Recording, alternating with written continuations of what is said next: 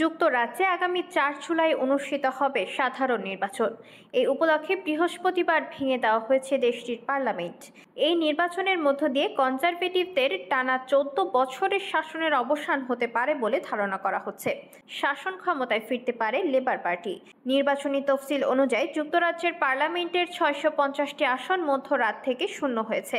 এর মধ্য দিয়ে ৫ সপ্তাহের নির্বাচনী প্রচারণা আনুষ্ঠানিকভাবে শুরু হয়েছে।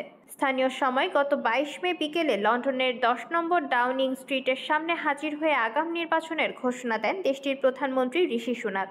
বর্তমান সরকারের মেয়াদ শেষ হওয়ার অন্তত ৬ মাস আগেই এই নির্বাচনের ঘোষণা দেন তিনি। বিশ্লেষকদের মতে, ক্রমেই জনপ্রিয়তা কমতে থাকা ও অর্থনৈতিক চ্যালেঞ্জ সহ নানা চাপে ছিলেন ঋষি সুনাক, তাই আগাম নির্বাচন করে পার পাইতে চাইছেন তিনি।